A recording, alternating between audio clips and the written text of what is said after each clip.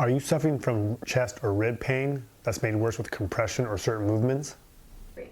Hey everyone, this is Dr. Zach Redmond here, Performance Sport and Spine. In today's video, I'll be discussing costochondritis, or irritation of the cartilage in the front of your chest. If you look at the anatomy, our rib cage is comprised of 12 ribs, cartilage, and then the sternum, which is in the middle. And the two joints that are affected are the costochondral and the costosternal. So what does this condition feel like? Well, the pain is often described as sharp, achy, or pressure-like, and is exacerbated with exertional activities, deep breathing, or upper body movements. And we greatly appreciate it if you like our video, subscribe to our channel, and don't forget to turn on notifications. And then palpation or pressure over the affected area should reproduce the pain. This condition most often affects the 2nd through 5th rib. There's no swelling, and it should get better with rest. And with people suffering from chest wall pain or pain somewhere in their rib cage, about 14% of this were costochondritis patients. What causes this condition? Well, there's a few culprits. Severe coughing or sneezing, some sort of chest injury, blunt trauma, or falling, strenuous exercise or exertion, heavy lifting, and then lastly, infections such as pneumonia. When we hear the term costochondritis, it implies that the main driver is inflammation or inflammatory process. But it turns out the main culprit is probably more mechanical irritation or overuse. So a more correct term would be called this chest wall pain. Probably the best way to treat this is just to irritate it less. So we're going to go over some posture activity modifications next. Now with this condition, it's really painful, but you can't see anything. But I want you to think of it as like a metaphorical scab. And every time you pick that scab, it takes longer to heal. So our job is to try to reduce the times in the day that you feel the pain or pick that metaphorical scab.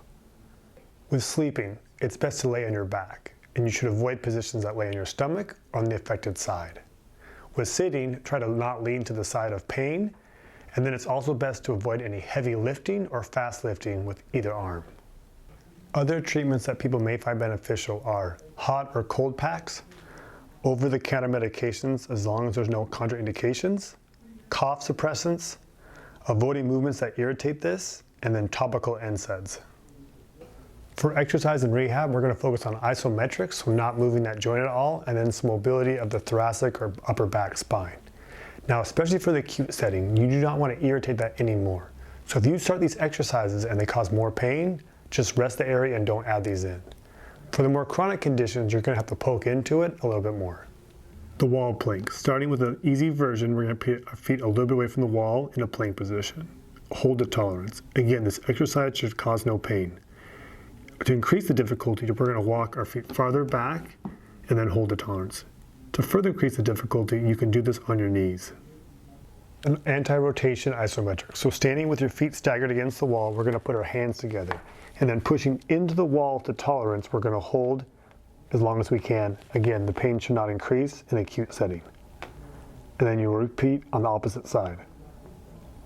Banded row. With an anchor band, we're going to pull towards our body at about mid-chest height.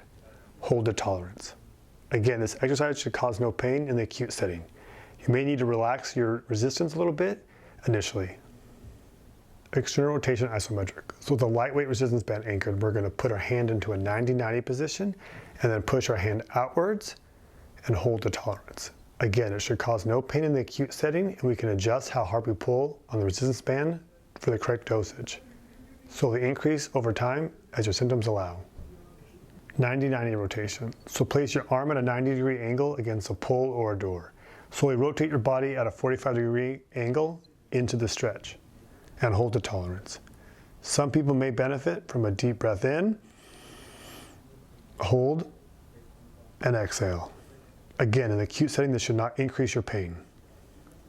The floor angel. So laying on your back with your knees bent, bring both arms up into a 90-90 position. Slowly press your hands overhead to tolerance. Again, in the acute setting, this should not increase any pain.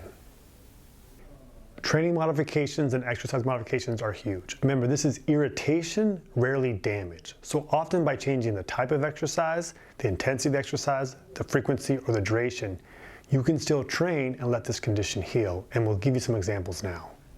Type of exercise. So let's say you're having pain with running. In the short term, modifying that to a stair stepper or stationary bike will be helpful.